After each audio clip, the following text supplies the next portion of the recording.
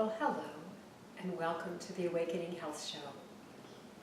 Today, we're going to be talking about one of my most exciting areas right now. It's called Deuterium Depletion. I know it sounds really clinical and really heavy, but I am hoping that by the end of this talk, it's going to be a totally natural, easy thing to understand. Something that you can see functioning in your life every day and in every moment. So before we begin, I'd like to start out with a little bit of a context of the whole idea of how the body heals, nurtures, and takes care of itself. Some people might call that through innate intelligence, that there is a profound wisdom in our bodies.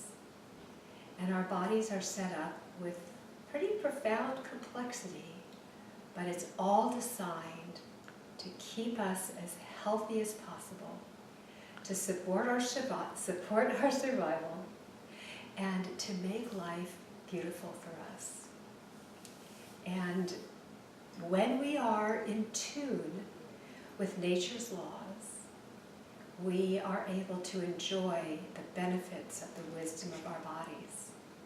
And even when we aren't, for a very long time, our body does everything in its power to help us out.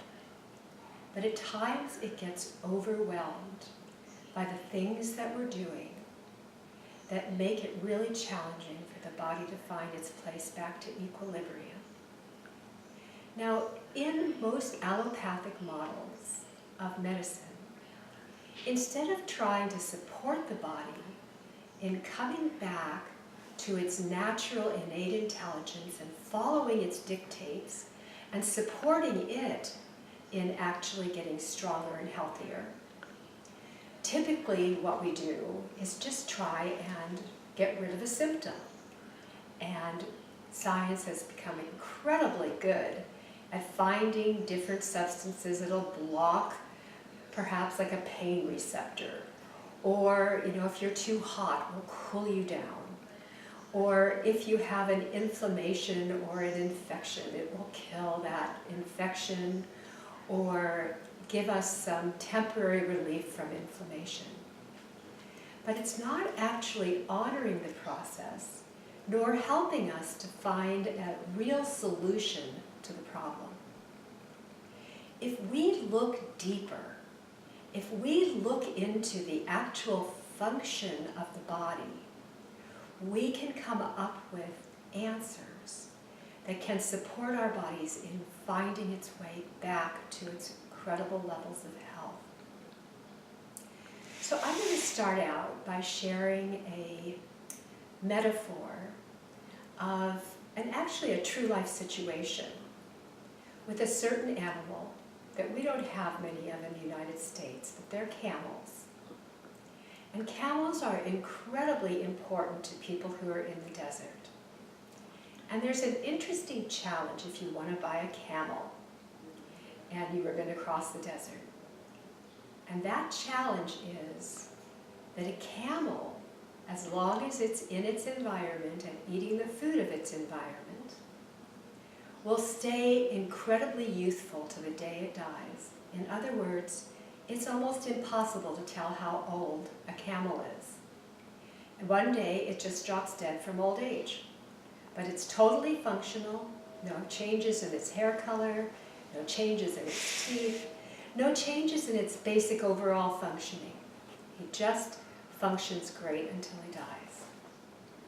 And the reason why he's able to do that is because he's able to support the part of his body that's involved with producing energy. And that part of the body is called the mitochondria.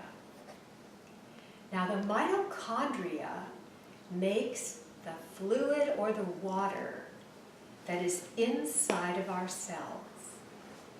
And we have mitochondria in every cell of our body. It could be as little as a few for each mitochondrial cell to 1,000 per mitochondrial cell. And the organs that are the most important to us, like our brain and our hearts, have the highest amount of mitochondria per cell. Now, there is a very large amount of fluid in our body. We're told that about 70% of our body is water. And water is made of H2O, hydrogen and oxygen. Now, the hydrogen is a very important part of our energy production process. And hydrogen is meant to be just hydrogen. But if we have an extra nucleus that is added to the hydrogen, it produces something called deuterium. So deuterium is simply heavy hydrogen. Now, inside our cells, those mitochondria, each little mitochondria has thousands of what we call nanomotors, extremely tiny microscopic motors. And they spin at 90,000 parts per minute, which is faster than a Ferrari. These little tiny motors inside of us. And deuterium is like dirty oil to that motor. It is hard on the motor, can clog that little motor up, and therefore reduce the capacity of the mitochondria to produce that very important depleted deuterium water, which is what we need to produce energy. Now, deuterium is not a bad thing. It's not a wrong thing. Nature didn't blow it by creating deuterium. Deuterium has a function also. And the function of deuterium is to help us grow. And there are times in our lives when high deuterium is very helpful for us. But as we get older, we want to be able to deplete the deuterium effectively so that we can have energy. So I don't know about you, but I have had periods of my life where I have experienced that I have far less energy than I did in my 20s. And most people who come to see me will tell me that they're fatigued, they're tired, they don't have the energy that they used to have, they don't have the mental clarity that they used to have, they might have aches, they might have pains. And all of this can be traced back and has been traced back for 40 years by researchers primarily in Europe who have written scholarly papers that have been published and done enormous amounts of research on deuterium. There's even been Nobel Prizes awarded for research on deuterium. So what we are discovering is that in the areas where the deuterium is not being depleted effectively, we can have challenges to our body. And it's one of the primary things that contribute to cancer. Now, as I learned about deuterium, I've been really, really amazed at how everything that I've discovered through my 50 years of working in this field seems to have a direct correlation with deuterium depletion. For instance, I had the biggest change in my hormone function, particularly my thyroid, when I was out in the sun, getting the early morning sun, the evening sun, and as much time outdoors as I possibly could.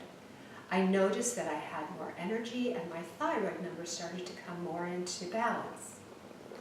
Well, it turns out that with proper deuterium depletion, when we're out in the sun, the body is able to effectively take our cholesterol and turn it into steroid hormones like estrogen, progesterone, testosterone, and even bile salts that support us in breaking down fats. And we are able to do all of that through depleting deuterium and the help of the sun, which is a major thing that supports the depletion of deuterium. Deuterium is basically hydrogen, and that has an extra nuclear part to it. So all of our water, in fact, most of the water that we drink is very high in deuterium, unless you happen to be in a pristine place where the water has trickled through a mountain, glacier waters, and the deuterium has been removed through part of that process. But still, the deuterium numbers in glacier water is like 130 to 145. When we're using deuterium depleted water for the healing process, it'll be as little as 85 parts per million down to 25 parts per million. And that has to be done by actually a process of depleting the deuterium from the water. It's quite a complex process of numerous distillations and other things.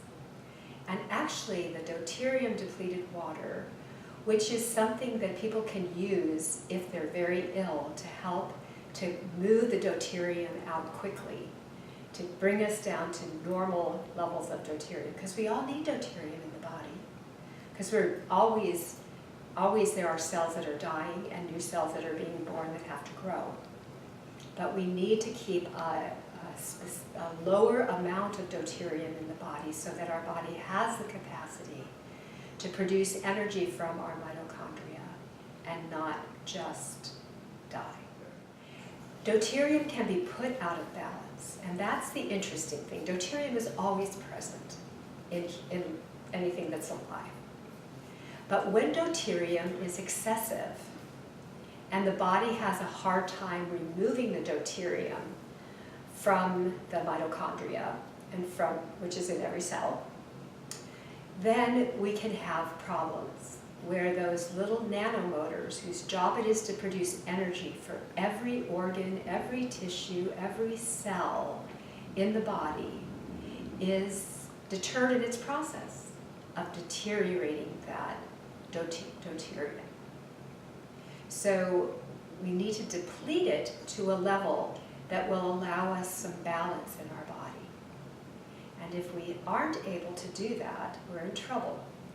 Now there are numerous things I'm going to talk about, maybe I should do that now, that are high in deuterium and things that are low in deuterium and have a natural depleting process.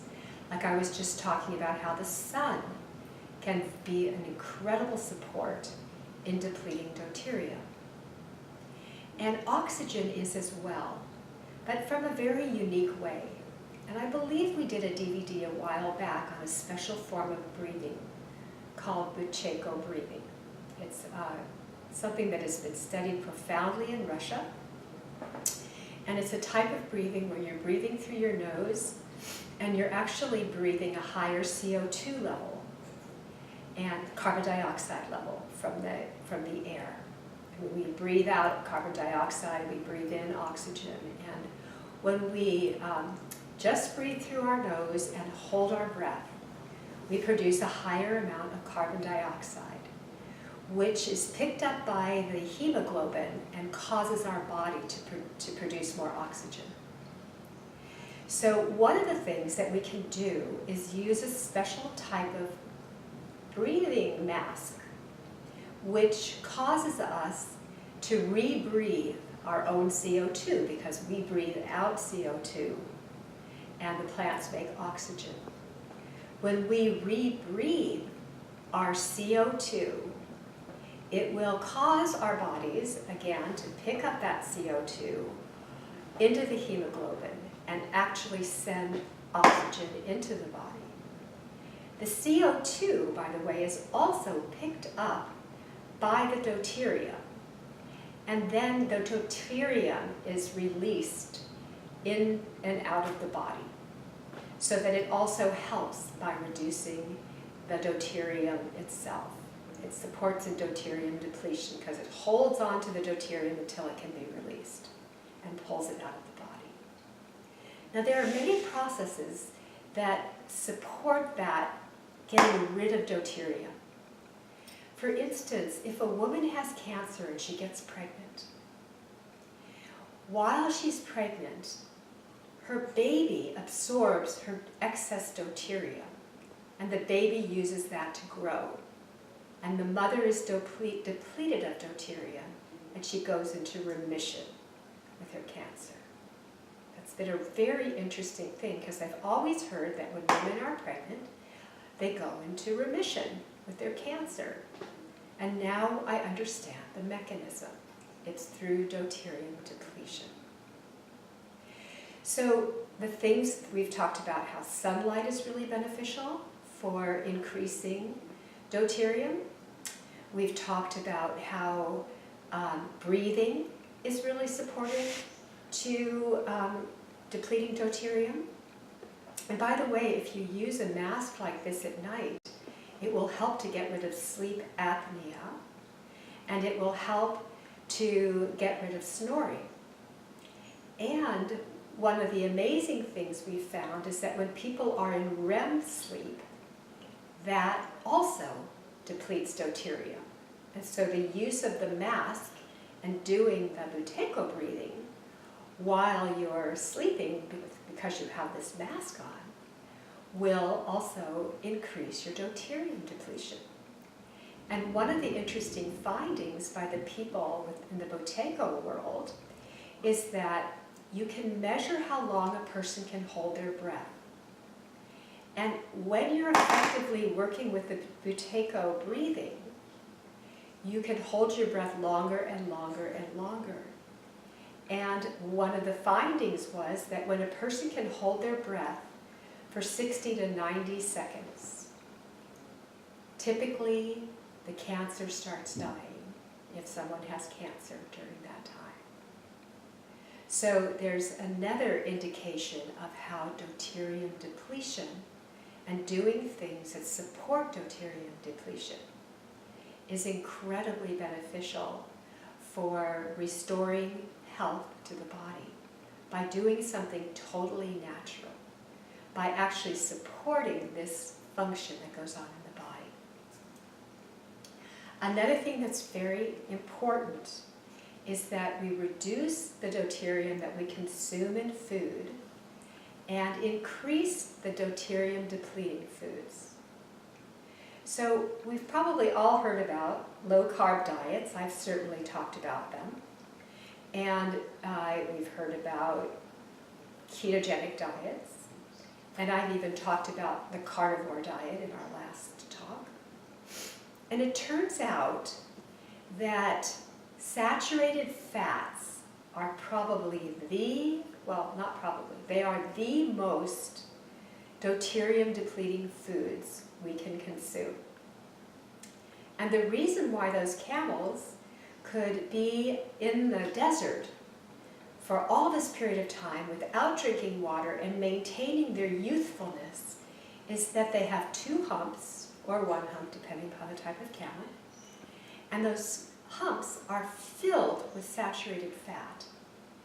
And the camel absorbs that saturated fat, and from that saturated fat makes deuterium depleted water. And the only food that they tend to eat in the desert is a type of cactus that happens to be an extremely low deuterium food. They eat the thorns and all. It's pretty amazing. And they're able to maintain this incredibly low deuterium level. And it turns out that camel milk and even camel urine is used for making all kinds of medicines for people with many diseases. So it's a very interesting thing that they really understand a tremendous amount about in the Arabic countries where they are dependent on camels for a mode of transportation. It's pretty amazing. So the highest deuterium foods happen to be foods that are high in sugar, as well as any type of carbohydrate. So all the root vegetables are very high in carbohydrates, and our fruits are very high in carbohydrates, and leafy vegetables have the least amount of deuterium from the plant kingdom. And if we're trying to really heal ourselves with issues having to do with deuterium, we would only eat vegetables that are in season where we live. So we're talking about a circadian diet, which I've talked about many times in our discussions on our YouTube. And interestingly enough, there's a process that goes on in the plant kingdom where the plants actually become deuterium depleted by sending their deuterium into the flowers and into the fruits. And that's why the fruits are so high in deuterium. Kind of like how the mother is the source and her amniotic fluid around the baby, and her deuterium ends up inside of the amniotic fluid and available for the baby to consume. And we find this, interestingly enough, with coconuts as well. I mean, it's true with really all the plants. The coconut meat itself is very fatty, and it's very deuterium depleted. But when we get to the water, it's one of the highest deuterium-rich foods. So very high deuterium in coconut water, which is very sweet and very delicious. But it's also very high in deuterium, which is quite amazing. Another thing that's really important is our environment. And it turns out that by the ocean, there's very high levels of deuterium. And wherever the air is really humid, there's very high levels of deuterium. So a lot of people have found that by using dehumidifiers in their homes, that they're able to reduce the deuterium in the air that they breathe. And when people go to really high elevations, because the deuterium is heavy, it cannot be as saturated in the air as at lower elevations. So the higher elevation places, like up in the Himalayas and places like that, have very low levels of deuterium in the air that people are breathing. So one of the ways we can get around that is to use one of the masks that has been developed by the Center for Deuterium Depletion to encourage our rebreathing of our CO2 and therefore supporting the depletion of our deuterium through the oxygenation process. So I'll be getting some very in-depth lists about the exact amount of deuterium in different foods. But let's just make it easy and say that fatty meats and organ meats and the fat of animals are the most deuterium depleting foods. And we just did a YouTube on the carnivore diet. And I believe that the reason why people with severe autoimmune diseases have been able to heal themselves with the carnivore diet is because they're eating a completely deuterium depleted diet. And I just find it really fascinating that with this whole process of deuterium depletion, our process is focused on getting rid of things rather than adding more things. It turns out that most supplements are extremely high in deuterium because of the process used to make them, or the substances themselves originally were really high in deuterium. And the Center for Deuterium Depletion is now beginning to test all kinds of substances besides water and our human bodies. I haven't mentioned that yet, but there is a very scientific way to approach this if you happen to be ill. If you just want to feel better, all you need to do is start adapting some of these deuterium depleting processes in your everyday life. Eating circadian-wise, which means, in the cold months of the year, when plants are not available and fruits are not available, that you live on protein and fat. And then as we get deeper into spring, when the plants are here, typically starting out with things like dandelion and clover, little by little we get to the foods that have more and more carbohydrates. And if you happen to have a healthy deuterium level, it's fine for you to eat those foods in moderation, making sure that you're also continuing to have protein and fat as your major source of food, which is the way it's always been in almost every civilization, particularly Northern European, on this planet. And most of us in the United States have a Northern European background. So we can, of course, also eat foods that are in the climate that we're living in. So if you happen to live in the tropics, and there's guavas available and papayas and things like that are natural, that haven't been grown for export, that are loaded with GMOs. I mean, it's really fascinating. I recently found out that papayas are incredibly GMO these days. And that's for commercial purposes. So one of the most important parts of all of this is that rainwater be the type of water that is used to grow our plants if we want to have deuterium depletion from our plants. Not irrigated crops, which is pretty much the way that all of our crops are irrigated these days or grown these days. It's on irrigated water, not on rainwater. So it makes it even more difficult to find really wonderful deuterium depleted food because of this issue with irrigation. Because in ancient days it was just the rainfall that was what kept our plants healthy and strong. So the other thing that's interesting too is that we've all been told in the United States that we should be drinking an enormous amount of water.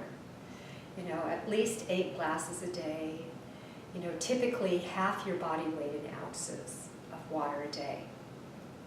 And I was always surprised to hear that in Ayurveda they said only drink when you're really thirsty. Well, the doctors who've been doing the deuterium depletion work are saying, if you feel thirsty, wait an hour and see if you're still thirsty and then drink. They're saying that we should not drink that much. And this is from people who make a deuterium depleted water who have lots to gain by telling you to drink a lot. And they're basically saying, no, drink as little as you need. Definitely drink if you're really thirsty, but just drink as little as you need. And boy, that has been so different for me. So in distilled water, would there be no deuterium at all? This is not just one level of distilling honey, but every level of distillation that you do reduces the deuterium typically by 8%. So the deuterium depleted water is distilled many times with other processes to make it deuterium depleted. So it'd be nice if you could just get distilled water and that would be it, but no, it's not. You could possibly distill your water 10 or 15 times and then you probably would have something that would be akin to the deuterium depleted water. So that would be one way to do it. And the deuterium depleted water that they get comes from Europe. It's literally been acknowledged and sold as a prescription, as a medication, the water. And it's not because they've added anything to it, it's because they've taken all of these contaminants away. And it's deuterium depleted, so it has very little heavy hydrogen in that H2O. So it's mostly hydrogen.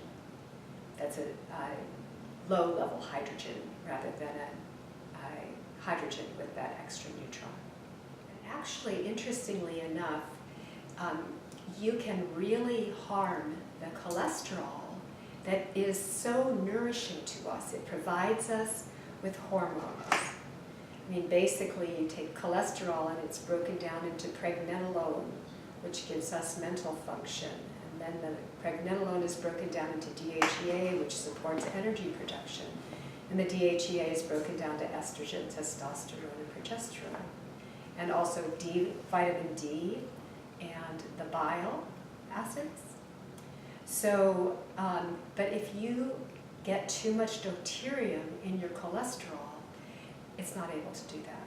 And then it can become harmful, and that can contribute to heart disease. So by deteriorating or depleting the deuterium, it supports your cholesterol in being strong, healthy, and beneficial to you, and heart healthy and supported, and hormone healthy and supported. And really, there's incredibly scholarly papers written by primary researchers on using deuterium for cancer and for just about every imaginable disease. Because once again, what we're doing is we're not adding chemotherapy, we're not adding drugs, we're not adding supplements, we're not adding a bunch of stuff. What we're doing is we're taking away the things that have gotten in the way. And we're actually restoring ourselves back to a natural way of living. I always talk about how nature's my primary teacher. And I should also really include how the deep heart, that connection within ourselves, our soul connection, is really the most profound teacher of all. But she's totally hooked into nature. So, they really function together as a whole. And we discover that when we do things, lifestyle pieces that are deuterium depleting, it really helps. So that brings me back to a subject that I've talked to you about so much, and that is the whole problem with EMFs and non-native light and the harmful light, which is also something that encourages depletion development rather than depleting deuterium. So it's one of the biggest factors, honestly, in this day and age, because of all the screens and all the unnatural EMFs and the frequencies. And if we wanted to take this down even deeper into a physics level, all of this has to do with photon production, which is involved with the communication in all of our to all of our cells and brain, to all of our glands, to all of our organs. They all need deuterium depletion capacities in order to function properly. And that also gets right down to a photon level of light. So it's just such a fascinating thing as we get into all of these. So yeah, you talked about how helpful it is to have access to deuterium depleted foods, just to live a normal functioning lifestyle. But how about the applications to people who are suffering from health challenges? For health challenges, all of the above is part of it. And I just want to mention, it's super important that we look at the food as naturally produced. So we really do want grass-fed animals, wild-caught fish. We want our butter that we're going to be using for cooking or eating to come from grass-fed healthy cows. Ideally, spring and fall, we have the most amazing butter. It's orange in color, it's amazing butter. So, all of these things are very, very beneficial for us when we do grass-fed. And I actually think that also the process of humane slaughter is really important as well. There are many traditions that have honored and acknowledged this. Kosher traditions and halal situations where basically an animal was always culled out, brought to a place where there are no other animals around, slaughtered humanely with typically just one really profound slit of the throat that causes them to die immediately and not suffer. Typically they were massaged and they were prayed over before they were killed so that they weren't in a state of anxiety and fear because they just watched other cows from their herds being slaughtered. So it was a very gentle, loving process rather than what goes on in factory farming type situations and feedlots. So when people are able to get halal meat or kosher meat, it's a really good idea. And if you can find out about who's responsible for the slaughter and how they're actually doing it, it adds another dimension of health for the animal. So we haven't talked about today, we've talked about it many times, the benefits of actually having your feet on the ground or wearing shoes with actual leather soles. And I recently found a source that was amazing to me. There's a pair of moccasins that have rawhide soles. And that rawhide is very heavy, very thick.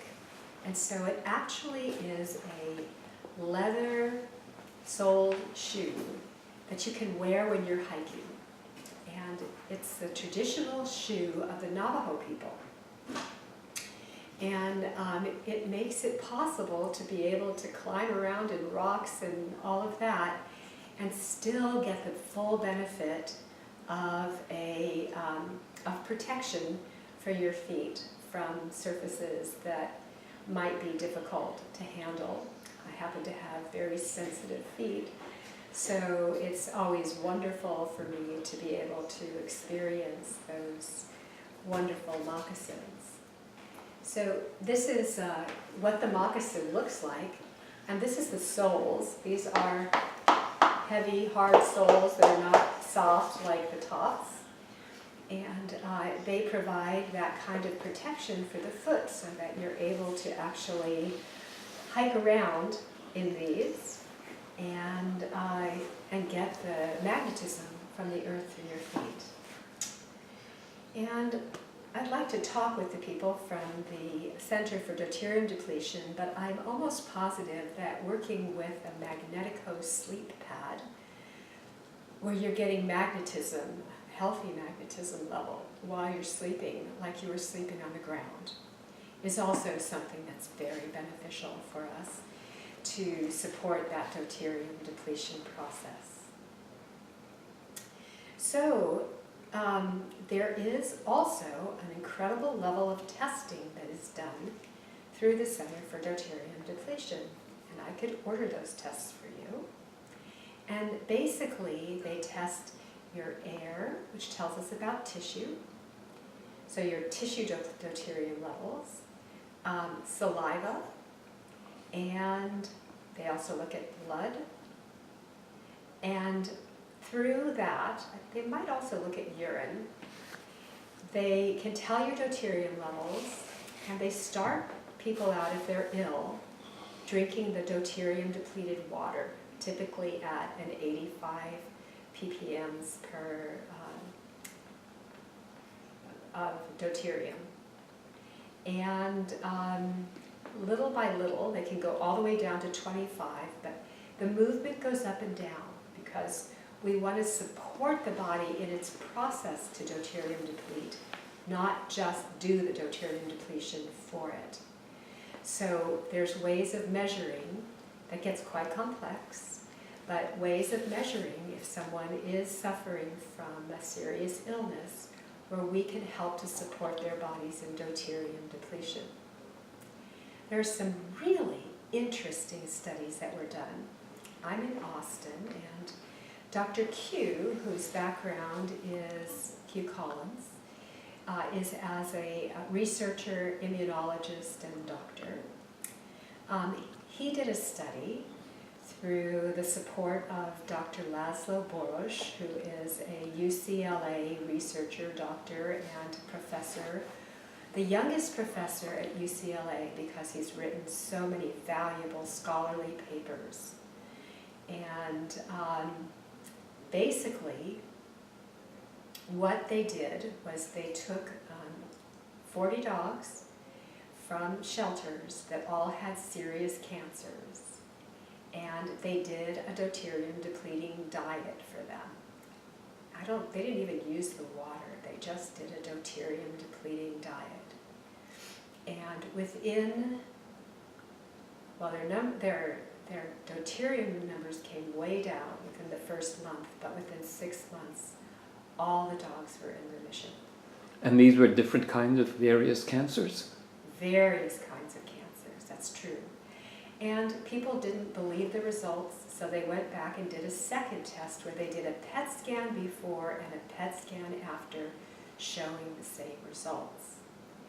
And then a group of people who had glioblastomas, which is a very fast-growing form of cancer where typically people don't live more than 13 months, decided they wanted to go on the deuterium depleted program as well, and all of them went into remission. Glioblastoma is? A brain tumor. It's a very fast-growing brain tumor. And they had no other interventions, just a deuterium depleting program.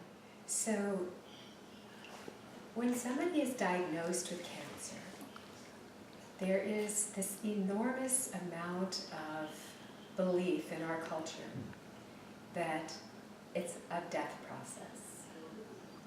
And so if someone were to come to see me with a serious disease, one of the first things that we would do is look at their belief system around their body's ability to heal itself and help them to recognize how profound a healer our body is constantly in every moment.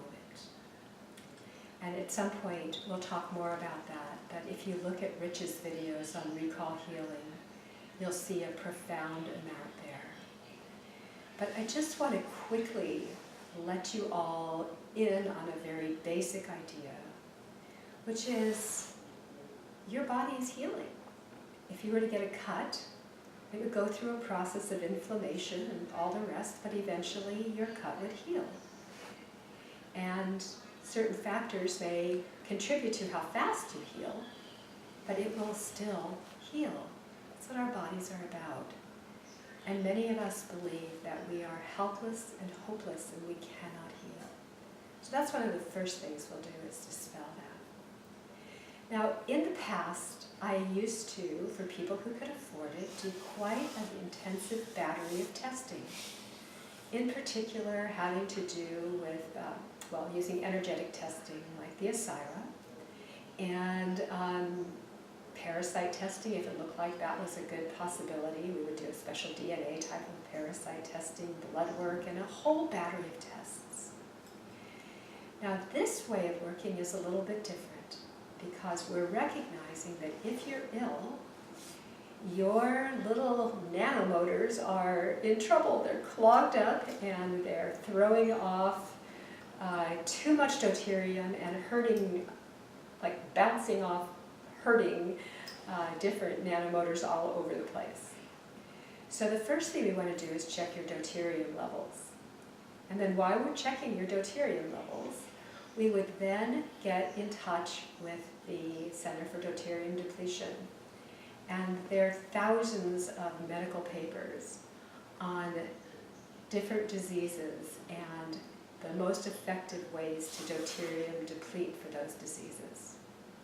Now we start people off with the water because we want to help your body go through a deuterium depletion process quickly. If you're tired and have symptoms of any kind, the likelihood is that there's a deuterium depletion process happening here. So we'll support you in having a quick deuterium depletion. We get the results back in about 3 weeks. And they've done everything they can to reduce the prices. In the past, the breath test alone was over $250. But now they do the complete pre- and post-test for $375.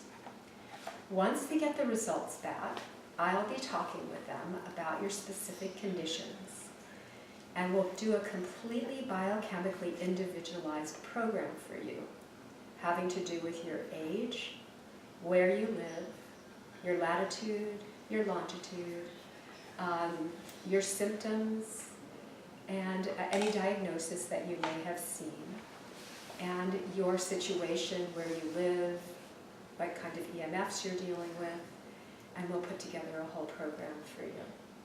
Of course, I always like to look at potentials of mold damage as well. So we'll look at the big picture for you and look at how we can start reducing things for you.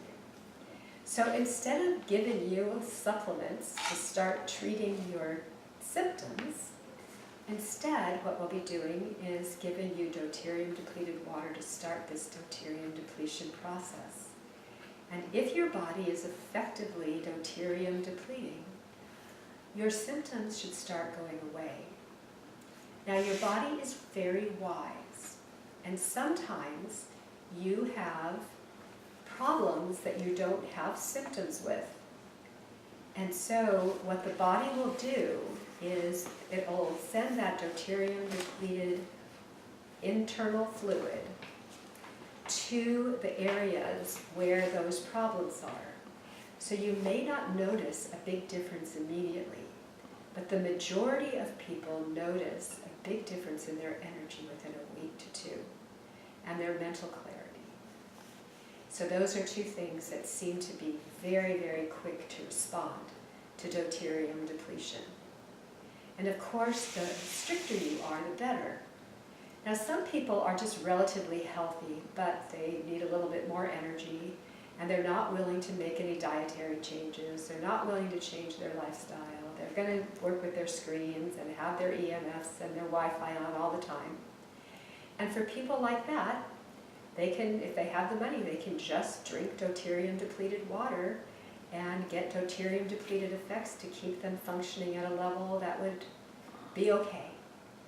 But ideally, we don't want to be adding insult to injury and making the body have to work really hard or having to use external substances, including deuterium depleted water, any more than necessary to help to get us onto the path that we need to be.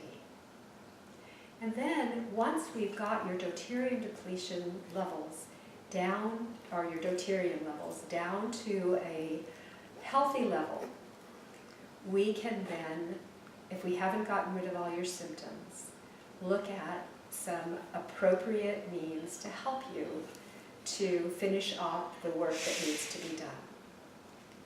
So clearly, if you're in a house that's loaded with mold or incredibly full of liquid, like when I lived in California on the beach, we had a dehumidifier, and we literally would pull a gallon of water out of our bedroom in one day. We'd be gone during the day, and at night we would have to dump this, and sometimes it had overspilled because there was so much humidity in the air, enough to equal a gallon of water in a big dehumidifier. So, an environment like that, we'd want to do something about. And I do have some wonderful mold remediation probiotics that we could use if you're in a moldy house. So there's things that we can do that we need to be smart about. But as far as your body goes, we're just going to be removing things that are in the way. And energetically, if it feels right, and we can test you for that, we can use some homeopathics that simply alert your autoimmune system that it would be beneficial for you to start clearing something and put your autonomic nervous system to work for you, which it can do ever so much more effectively if you're deuterium depleted. So that's kind of the way that we would start. And our focus would be on doing as much as you're willing to do as far as lifestyle changes, which are the most profound and the most supportive in reducing your EMFs. There's also, if you're in an environment where you don't have sun or it's the winter time, it's possible to use some red light therapies and ultraviolet light therapies that will help your body get some of the frequencies of light, never as good as the actual sun itself, but close to it, to help your body receive the light that it needs in order to support the deuterium depletion processes. So that's something that we can do, particularly for people who are in the Pacific Northwest, like Seattle and Oregon, and it's just gray most of the time. So those are very beneficial things that you can do. So are infrared saunas, and numerous processes like that that can be very supportive to helping your body make up for what may not be available in your environment at the moment. So I hope you've gotten a little bit of an idea of how this world of deuterium depletion can make a huge difference for you. It can simplify the way you look at so many things. It can simplify your whole understanding of diet and how to deal with energy issues. I mean, if EMFs are not a good thing, and native light is not a good thing, and you have a thyroid problem, I'm always wearing my scarves now. And I'll take my scarf and put it around my neck when I'm in front of the computer. And today we're shooting with a camera, so not a computer, so I don't have my blue blockers on. But I typically have a pair of blue blockers on my head, and every time I sit in front of the computer, or I have to have unnatural light on in the house for some reason, I will put on my blue blockers. And there are some people who even, like the last interview we did with Phil Escott, he doesn't even have electricity in his house. So he wood burns and he uses candlelight. So he's not even getting the unnatural electricity in the walls, which is the completely opposite frequency of the kind of electricity that we have in our own bodies. Different spin on the electrical. So it depends upon how far you want to go with this. You could have a really fun time and take trips to places that are free of all these sorts of things. Like we're going to be going to Mexico soon, as Jack Cruz often encourages people to do. We're going for 2 weeks, and we're going to go to the Yucatan, where there's just an amazing level of really healing light, and getting up in the morning to go spend time in the morning sunlight and snorkel in the Caribbean on the reefs. And that's one of the most beneficial things that people can do. It's his primary recommendation.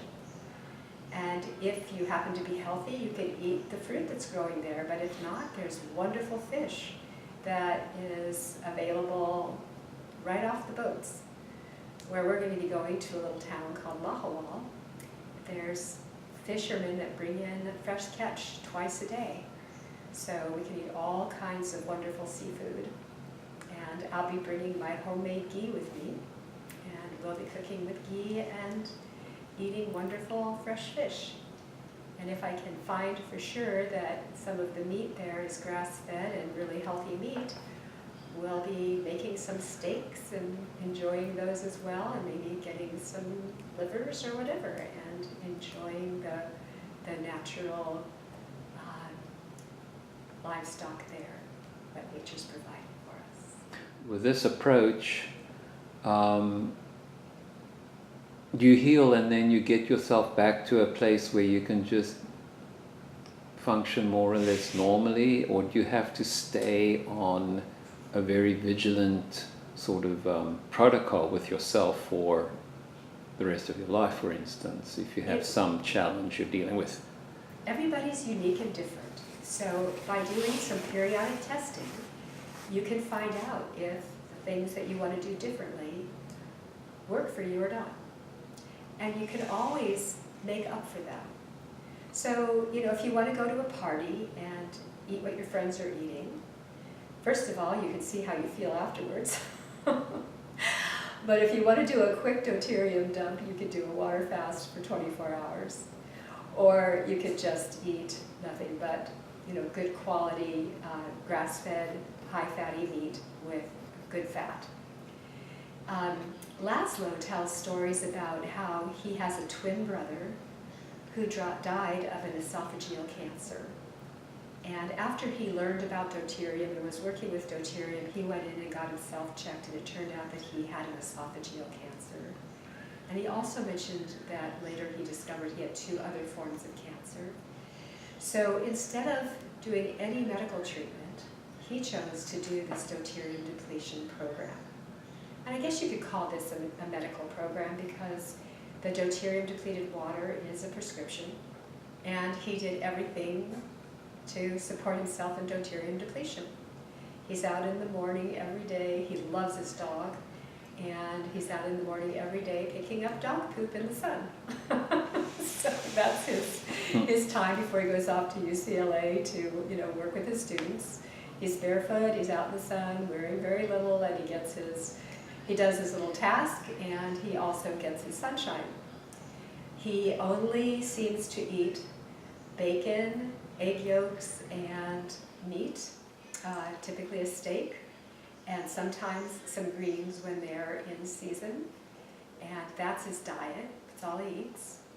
And like me, he has no interest in eating anything else. It's really fascinating how good you feel doing this, and your hunger levels and interest and cravings in other foods seem to go away.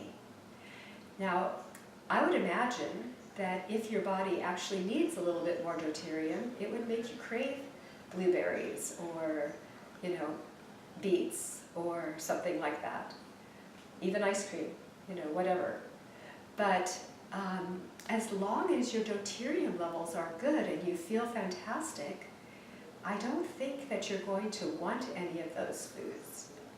And the interesting thing, if you think about the carnivore diet talk that we gave the other day, we talk about going on just a carnivore diet, which is meat and fat, which I just found out is a deuterium depleted diet. So you go on a completely deuterium depleted diet, and after a month, you start putting one food back in at a time, and you see how you feel. If you don't feel as good, then you probably have a pretty good idea that your deuterium depletion levels are not good. And if you feel good, because it has everything to do with energy. So in a way, you can measure yourself by your energy. If you have good, strong energy, positive attitude, mental clarity, and some joie de vivre, the likelihood is that your deuterium levels are not at a harmful level. So you can always, enjoy yourself and make up for it once you know how. And like I said before, some people just aren't willing to make the lifestyle changes, so they take care of the problem by just drinking deuterium depleted water.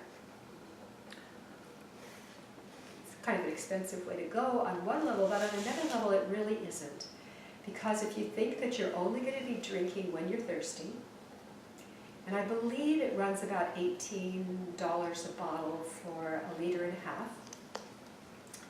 And then it does get a little bit more expensive for the really deuterium depleted, like the 25 ppms.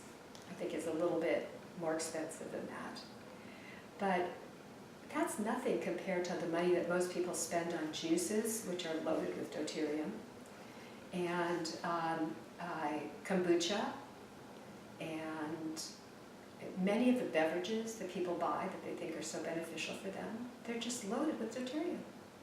So if you put your money into deuterium depleting water and recognize that it's a medicine for you, it's a healing thing for you, much more so than fresh squeezed juices. and your kombuchas and all the different things that we think are so good for us that we spend a lot of money on. Smoothies, oh my God, that one is like one of the most deuterium-causing foods there is. Fruit smoothies. So, if you stop doing those sorts of things and stop taking all these supplements that are, supposedly lots of dried fruits and vegetables, believe me, you'll be saving a lot of money in the long run. You talked about a lot of studies and research that has already been done, and it's all available through the Center for Deuterium Depletion.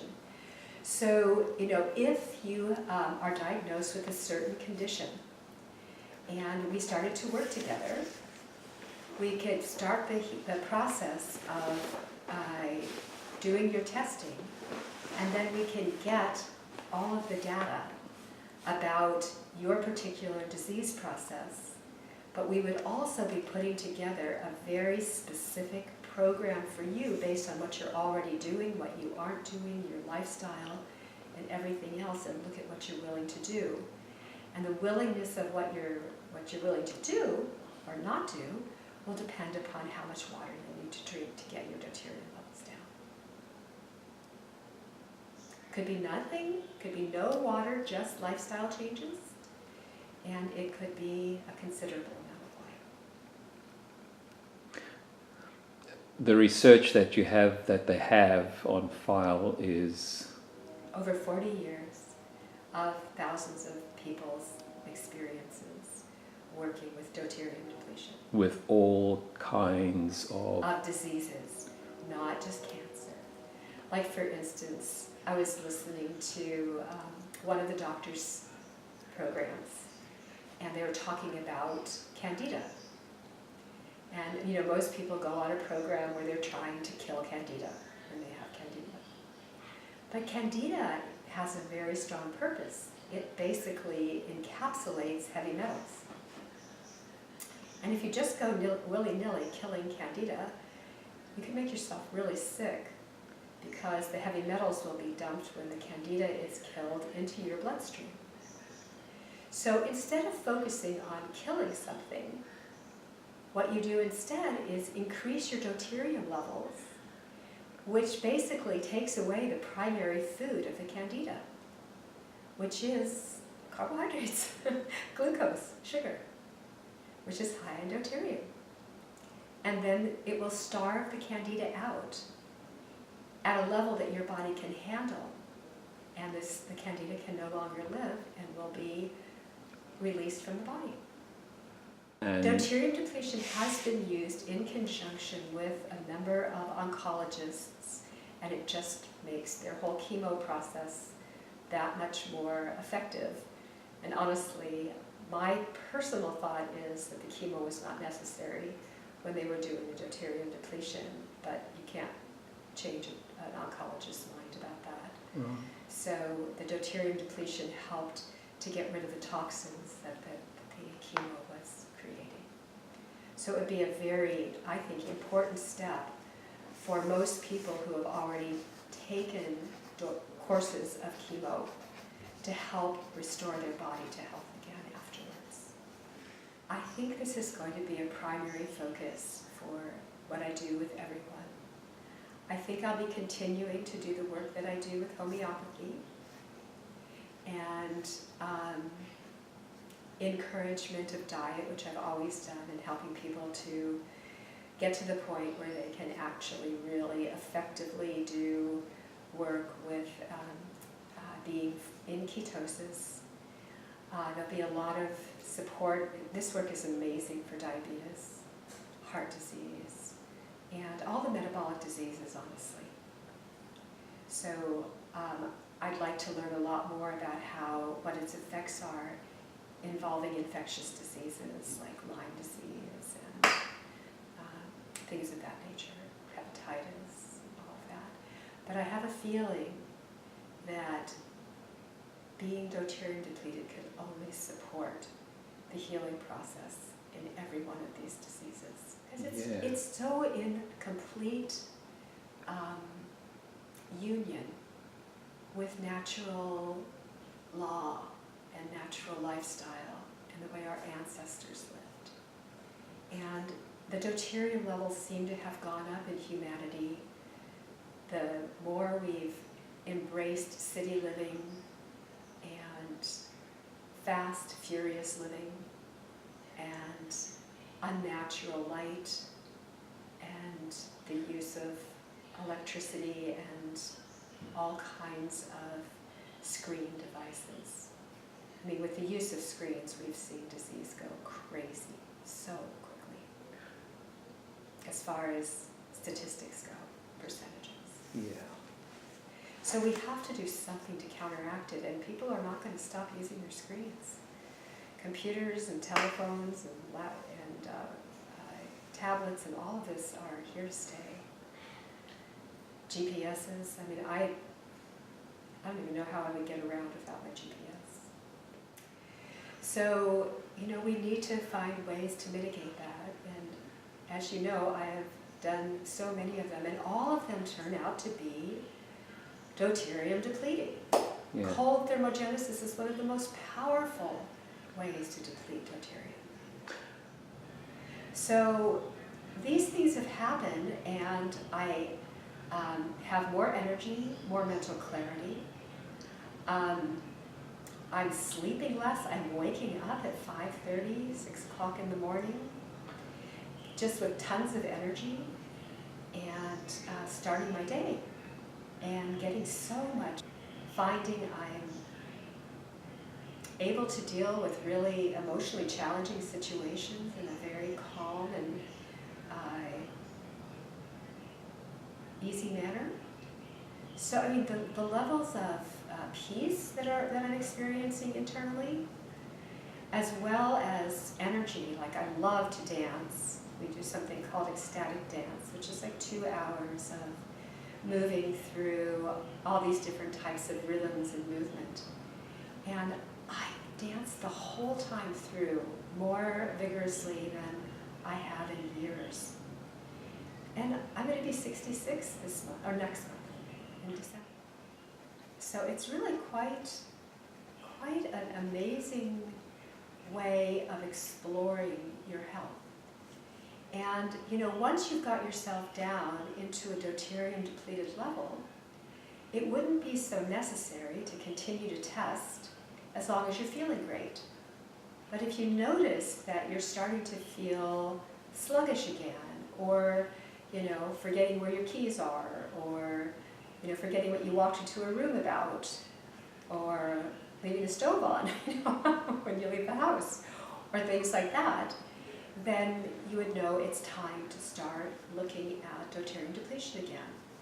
And although I haven't read the research yet, I've heard the professors talking about how effective this has been for Alzheimer's disease and for Parkinson's disease and numerous neurological diseases. And I think that has to do with the incredible amount of mitochondria in the cells of the brain. So if you're deuterium depleting those little nanomotors can get to work and support the brain. One of the things that they're all about is research and being able to provide research, information. In fact, when I signed up as a practitioner with them, they one of the categories was researcher. So they were looking for people to be involved with them who were researchers as well as doctors and practitioners. So your material that you provide by seeing clients will be part of the research their studies. But the interesting thing is everything that I've done that has helped my body the most is the things that they have talked about that are the most profound deuterium depleters. Cold thermogenesis, sunning, and carnivore diet. Interesting. Isn't it? So. And the other things are just more protective, you know, like doing the saunas, the blue blockers, the reduction of non-native light, you know, getting proper lighting in the house, turning off Wi-Fi when not using them, things like that. I know you talked about it a little bit, and I don't know if you want to talk any more about it, but how do you see yourself actually working with clients when they come in? Well, I basically see myself getting together and finding out what their issues are, and then having them understand about what deuterium depletion is all about, how it supports their body in its own healing process, encouraging them, of course, to go in this direction, and giving them the testing materials or having them call and order the testing materials to get started right away, and having them start the breathing work as well as, so teaching them about the breathing work, discussing the diet, the basic parts of the diet, so maybe just slowly start reducing their high deuterium foods to begin with. And they'll be shortly getting deuterium depleted water, and 3 weeks later we'll get the results of their test. And we'll have a very definitive program for them. So we would just do some basic things that really support their reduction of deuterium. It's winter now, so it's a little hard to get people out in the early morning sun, because for the most part we haven't had any. We've had rain, or we've had gray skies, but still being outdoors as much as we can is a great idea. And then we can talk about ways around that for people who can afford it, with different types of lights and saunas and things like that. When you do a deuterium depleted protocol, instead of just giving you a short-term relief, it's going to internally change the mechanisms in your body to support you in going back to the way you were designed. It's like there's metabolic overload happens when we're taking a lot of supplements, particularly ones that we don't need and we're just playing around with.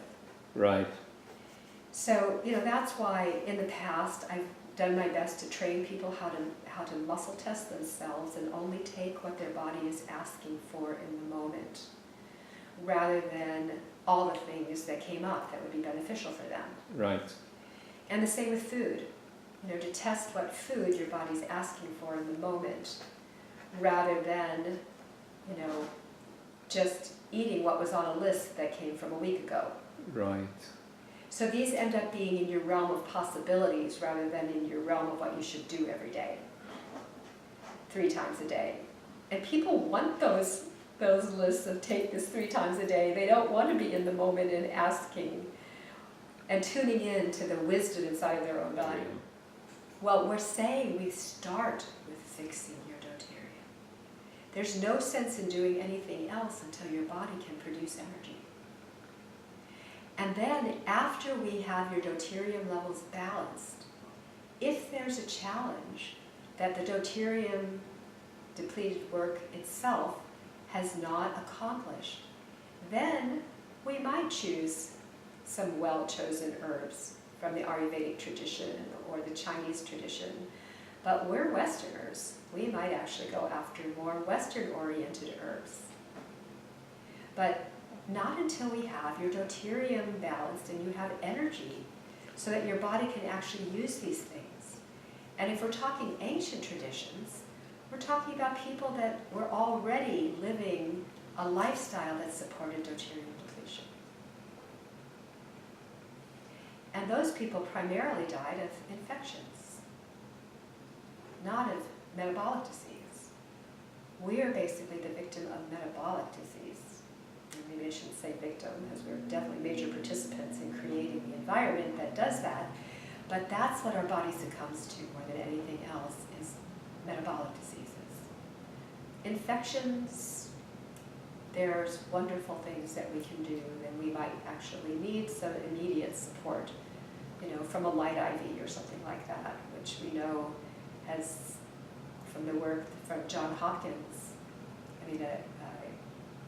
ultraviolet light IV has cleared polio in one treatment. Really? In almost every single case. It's amazing for sepsis, it's amazing for pneumonias, it's amazing for infectious diseases very quickly. And what are we using? But light, in a type that produces deuterium depletion. So this has created a new context for me. Okay. It's one I hope to explore in profound depth and make a major part of my focus for the rest of my practice.